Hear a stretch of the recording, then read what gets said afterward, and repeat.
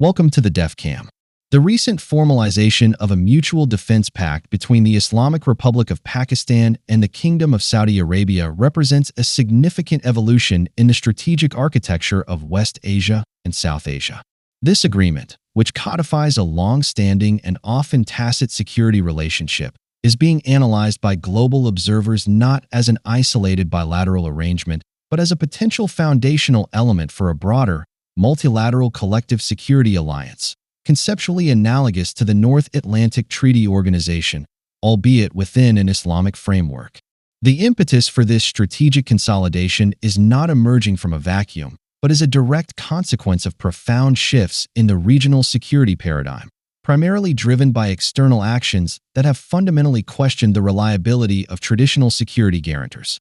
The catalyst for this reevaluation among Arab Gulf states, particularly powerful members of the Gulf Cooperation Council, was a sequence of events involving the State of Israel and the subsequent American response. The prospect of a direct military engagement by Israel against a nation such as Qatar, a member of the Gulf Cooperation Council, and the perceived tepid or ambiguous response from the United States government served as a strategic alarm.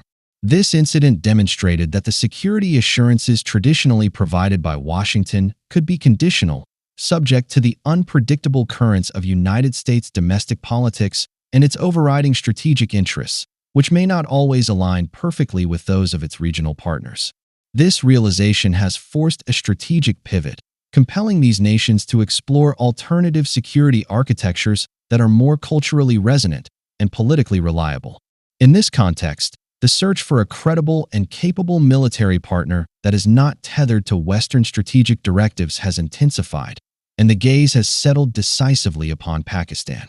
The international community is closely monitoring the ascending profile of Pakistan as a formidable and responsible military power. This reputation is not built on rhetoric, but on demonstrable capability. Pakistan maintains one of the world's largest standing armies, with extensive combat experience garnered from counterinsurgency operations and conventional force preparedness. More significantly, it is a declared nuclear weapons state with a sophisticated and evolving second strike capability, a status that grants it a unique deterrence threshold. Its military-industrial complex, including the Defense Science and Technology Organization and entities like the Pakistan Aeronautical Complex and Heavy Industries Taxila, has achieved a notable degree of indigenization in producing main battle tanks, aerial drones, naval vessels, and the JF-17 Thunder multi-role combat aircraft, developed in partnership with China. This capacity for domestic production insulates its defense readiness from foreign embargoes and political pressure, making it a resilient and dependable partner. Furthermore, the Pakistani military has consistently demonstrated a high level of professionalism and operational competence, qualities highly valued by potential partners seeking to enhance their own defensive capabilities. The statements and expressed desires of former United States President Donald Trump regarding a potential return to Afghanistan, while not official policy, are highly indicative of a broader and more persistent Western strategic anxiety. The chaotic withdrawal of United States and NATO forces from Afghanistan created a power vacuum and a perceived diminution of Western influence in the region. The desire to return is less about Afghanistan itself and more about maintaining strategic leverage and presence in what is considered the backyard of two ascending global powers, China and Pakistan. For the United States and its European allies, the complete departure from this theater is strategically unpalatable as it cedes immense space to rivals. The presence, or even the threat of a re-established presence, is a tool to monitor and potentially contain Chinese regional ambitions through the Belt and Road Initiative, particularly the China-Pakistan Economic Corridor, and to ensure that the Arab Gulf states, which are major purchasers of Western defense equipment, remain within their strategic orbit. The West cannot afford to lose these key defense buyers to alternative alliances or suppliers. Therefore, the nascent Pakistan-Saudi Arabia Defense Pact must be viewed through this multi-layered lens of realignment. From Pakistan's perspective, this is a strategic opportunity to solidify its position as a key anchor of regional security.